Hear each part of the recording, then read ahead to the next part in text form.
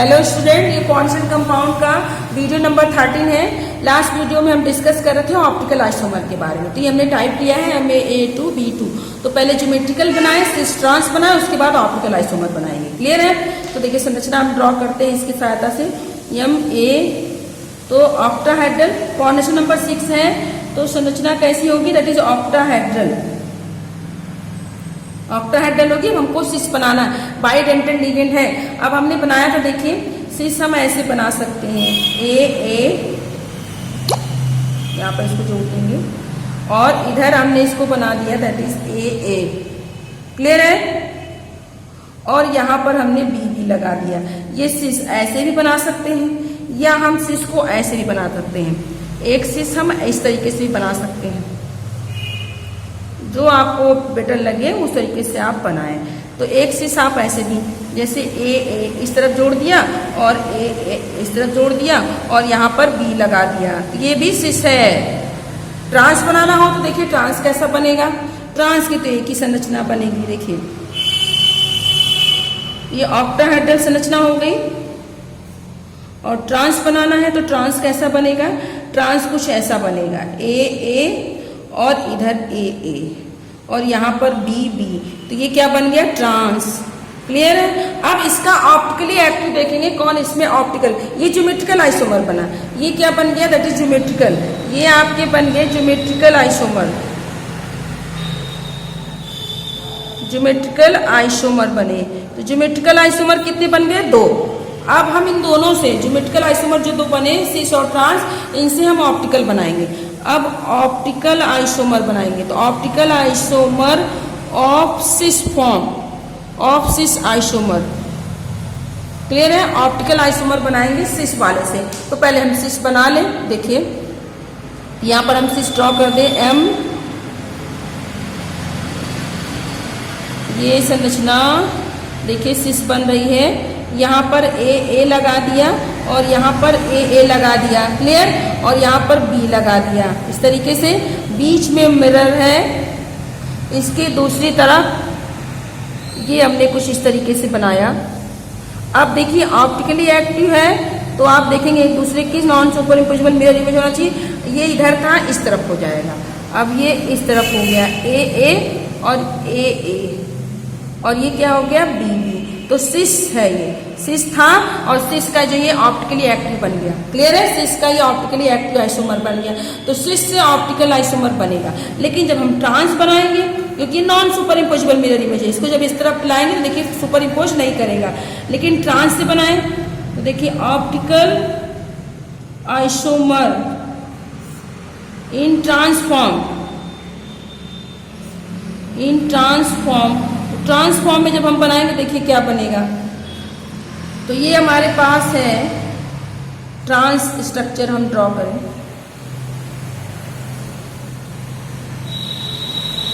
तो ये हो गया ट्रांस, ये ट्रांस हो गया। क्लियर है? ये हमारी संरचना कैसी हो गई? ट्रांस। अब यदि इसका मिरर इमेज बनाए, बिल्कुल A जैसा मिरर इमेज, देखिए जैसे A में कुछ उल्टा नहीं हो रहा था वैसे इसमें भी। अब इसका ट्रांस बनाए। अब ये इस तरफ जाए या ये इस तरफ आए, कोई चेंज नहीं होगा। देखिए यहाँ पर इसको इधर रख दिया, फिर से यहाँ पर ये रख दिया, तो आप देख रहे हैं कि ट्रांस आइसोमर नहीं बन, ट्रांस जो है ऑप्टिकल आइसोमर नहीं फॉर्म करता, क्योंकि ये सुपर इम्पोजिबल मिरर इमेज बन जाएगी। तो trans can not form optical isomer. तो ट्रांस से नहीं बनता, लेकिन सिस से बनता है। क्लियर है? अब एग्जाम्पल से हम इसको देखते हैं। अब हम एग्जाम्पल ले लेंगे। जैसे हमारे पास कोई एग्जाम्पल है, दैट इज COEN का होल ट्वाइस Cl2 और ये हो गया प्लस। अब इसका सिस और ट्रांस पहले बनाने, पहले सिस और ट्रांस, पहले ज्योमेट्रिकल आइसोमर, ज्योमेट्रिकल आइसोमर पहले बना लेंगे। ज्योमेट्रिकल आइसोमर एंड ऑप्टिकल दोनों लिख देते हैं, दोनों साथ में बनाते चलते हैं। Optical isomer, geometrical and optical, ज्यामिति एंड प्रकाशी, दोनों आइसोमर हम बनाते चलेंगे। देखिए पहले सिस बना लें। पहले हम कौन सा बनाएंगे? सिस फॉर्म बनाएंगे, सिस आइसोमर। सिस से बनाए ज्योमेट्रिकल आपका ऑप्टिकल दोनों। तो देखिए CO रख दिया मेटल की जगह पर, और संरचना कैसी है हमारी, दैट इज ऑक्टाहेड्रल, ये ड्रॉ कर दिया। क्लियर। अब सिस बना लीजिए। अब हमने सिस बनाया, आप यहाँ पर EN रख सकते हैं या यहाँ पर रख सकते हैं। क्लियर है। यहाँ पर भी रख सकते हैं, यहाँ पर भी रख सकते हैं, आपके ऊपर है। मान लिया हमने EN यहाँ रख दिया, एक EN यहाँ रख दिया। क्लियर है। और हमारे पास क्या है, क्लोरीन, ये क्या बन गया, दैट इज सिस बन गया। और ये प्लस साइन, प्लस का चार्ज लगा दिया। और यहाँ पर मिरर, बीच में क्या रख दिया, मिरर, ये क्या है, सिस है। क्या इसका ऑप्टिकल बनेगा, तो देखिए इसका ऑप्टिकल बनाएंगे हम।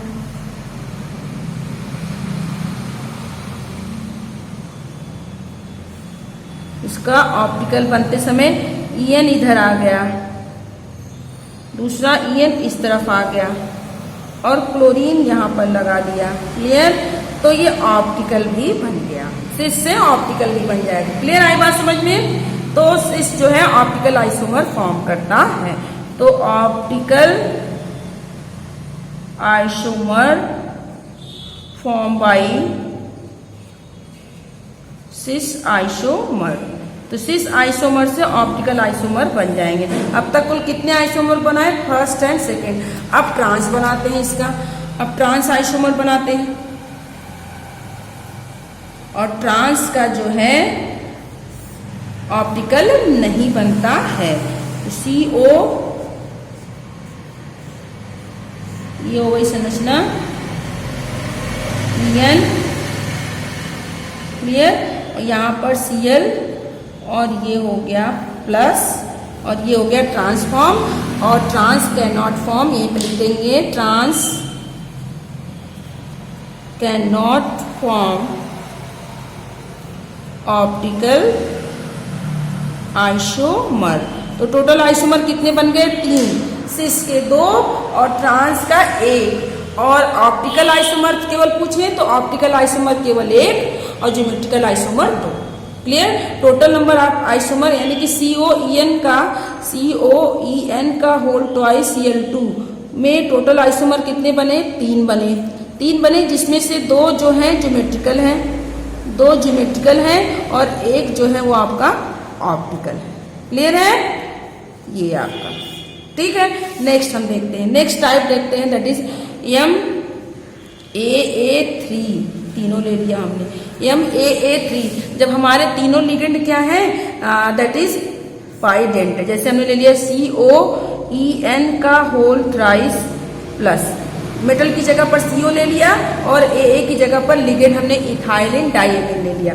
अब हम इसके ज्योमेट्रिकल और जो है optical, geometrical and optical isomer, इस कंपाउंड के ज्योमेट्रिकल और ऑप्टिकल अब हम बनाएंगे। देखिए तो दोनों बनाते चले। पहले सिस बना लें, पहले सिस आइसोमर, पहले सिस फॉर्म, सिस आइसोमर हम बनाते हैं। देखिए तो CO, क्लियर है, CO यहाँ पर, सॉरी CO यहाँ पर है, दैट इज 3+। क्लियर, 3+ है यहाँ पर, COEN का होल थ्राइस 3+। अब हम संरचना बनाएंगे। पहले संरचना ऑक्टाहेड्रल बना लें, और फिर सिस ट्रांस और ऑप्टिकल बनाते हैं। ये ऑक्टाहेड्रल हो गया। अब हमको क्या करना है, सिस बनाना है। EN 2 EN जोड़ दिए, और 1 EN यहाँ जोड़ दिया। क्लियर है। 2 2 4 2 6 लिगेंड, क्योंकि 2 जगह ये ऑक्युपाई कर रहा है। ये सिस बन गया।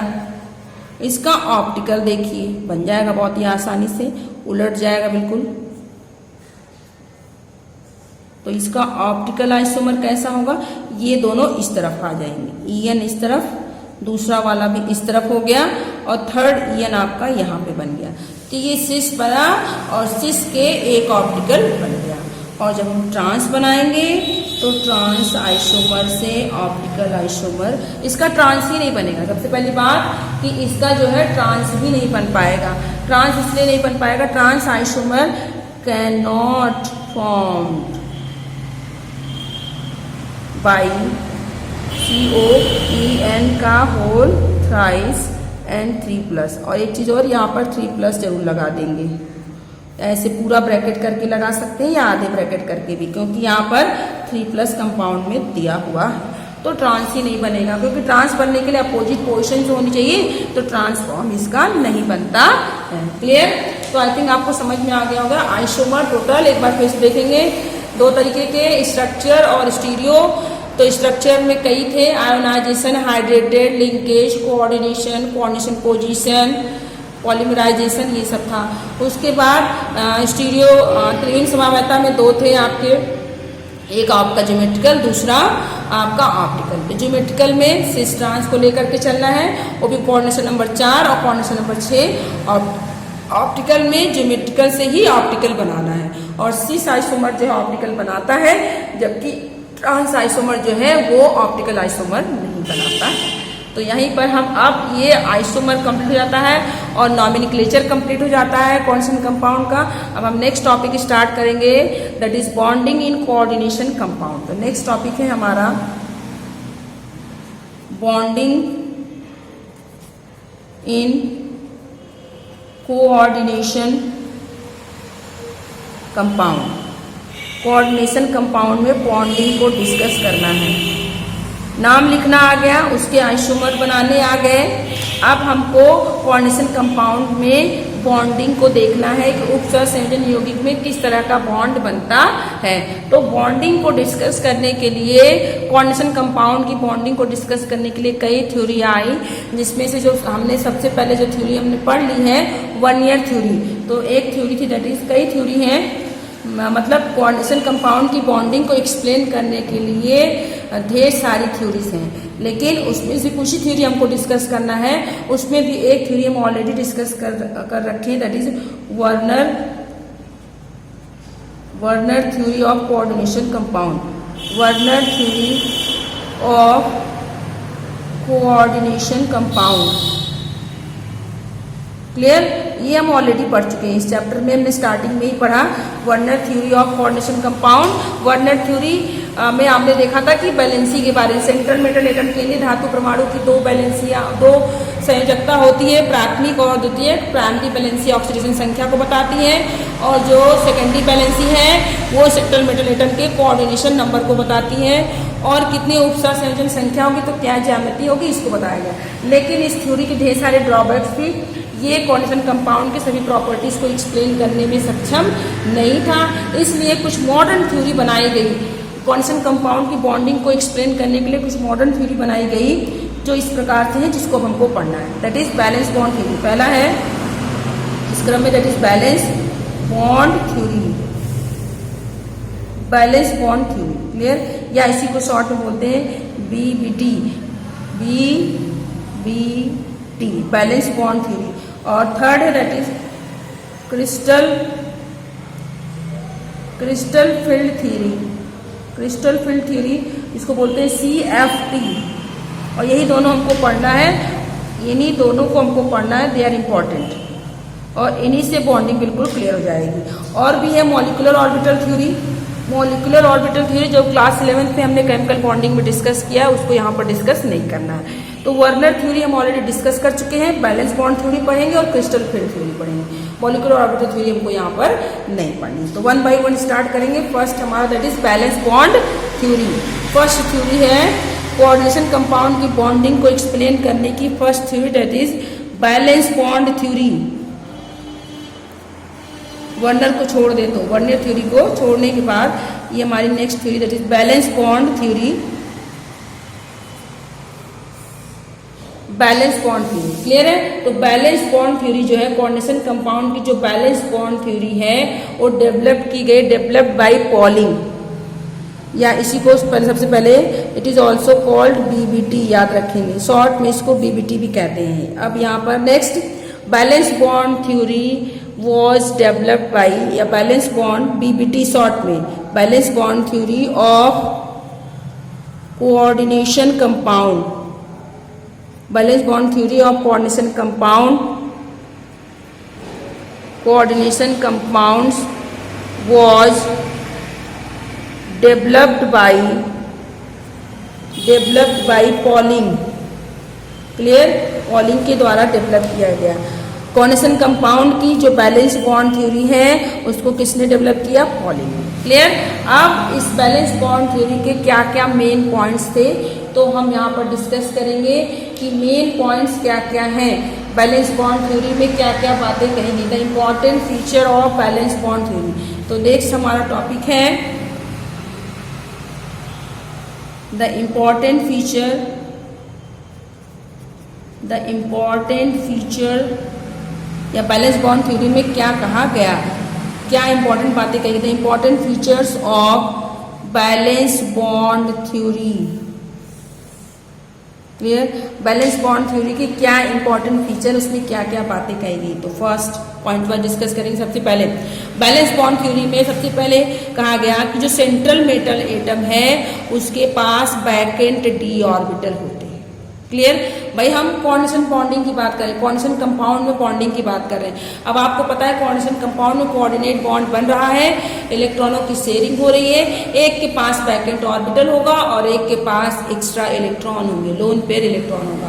तो यही बातें यहाँ पर कही गई कि जो सेंट्रल मेटल एटम है उसके पास वैकेंट डी ऑर्बिटल होंगे और जो लिगेंड होगा उसके पास लोन पेयर इलेक्ट्रॉन होंगे। क्लियर, फिर जो मेटल एटम जिनके पास वैकेंट डी ऑर्बिटल हैं उनके एटॉमिक ऑर्बिटल आपस में मिक्सिंग करते हैं, उनका हाइब्रिडाइजेशन होता है और हाइब्रिड ऑर्बिटल बनते हैं। क्लियर, तो फर्स्ट पॉइंट क्या कहा गया कि द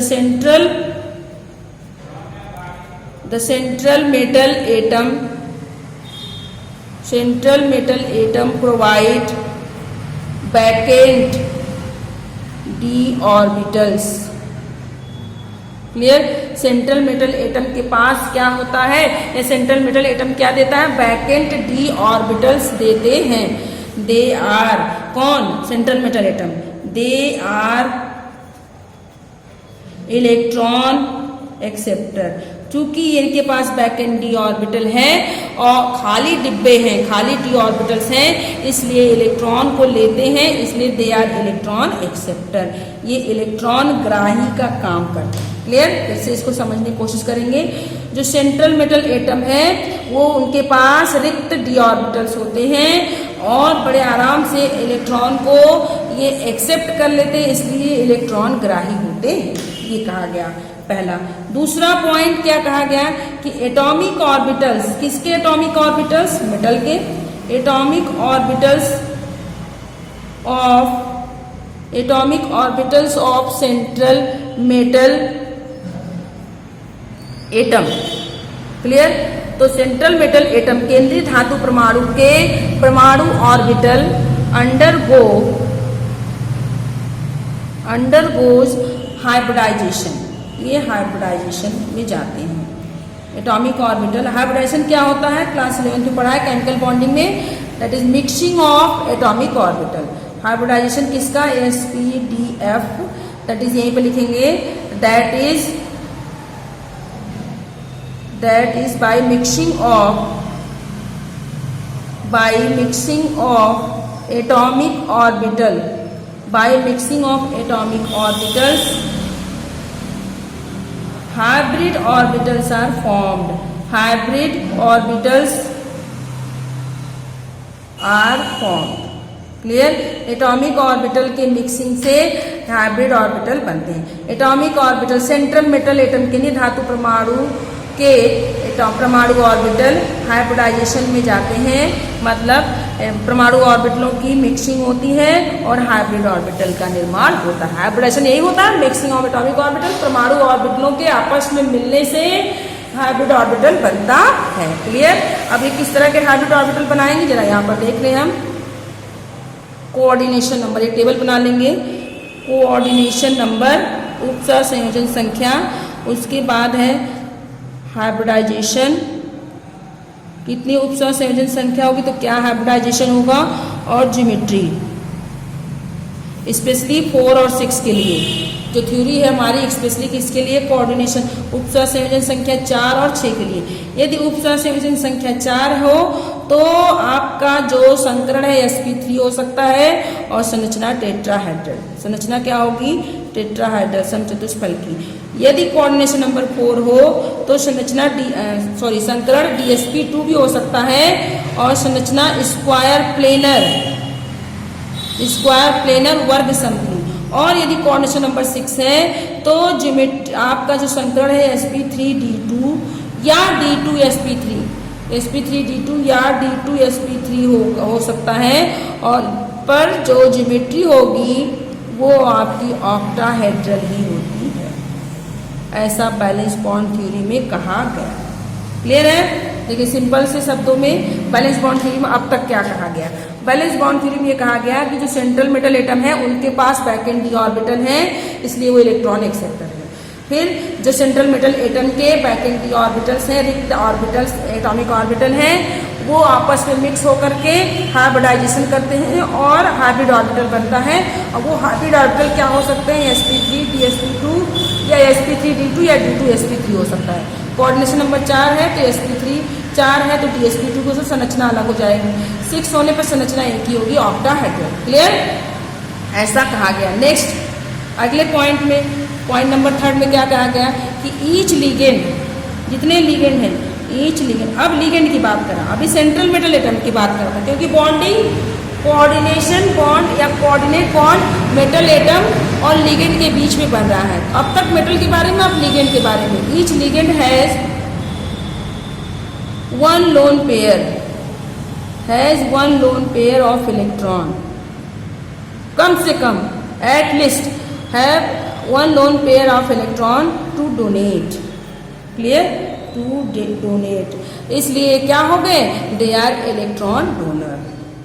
दे आर, यहीं पे लिख सकते हैं, दे आर इलेक्ट्रॉन डोनर, इसलिए क्या हो गए? Electron donor. तो जितने भी लिगेंड हैं आपके, सभी लिगेंड के पास मिनिमम कम से कम एक लोन पेयर, एक जो है एकाकी युग्म इलेक्ट्रॉन होगा, ताकि जिसको वो डोनेट कर सकें, इसलिए क्या होंगे? इलेक्ट्रॉन डोनर होते हैं। क्लियर? बात समझ में आई? अब क्या होगा? जो वैकेंट हाइब्रिड ऑर्बिटल हैं ऑफ मेटल आयन, वो लिगेंड के साथ ओवरलैप करते हैं। क्लियर? अब कहने का मतलब मेटल एटम के वैकेंट ऑर्बिटल और लिगेंड का जो फील्ड ऑर्बिटल है, दोनों आपस में ओवरलैप करेंगे, आपस एक दूसरे के ऊपर अतिव्यापन होगा और नए हाइब्रिड ऑर्बिटल का निर्माण होगा। क्लियर है? इसको हम नेक्स्ट वीडियो में डिस्कस करेंगे।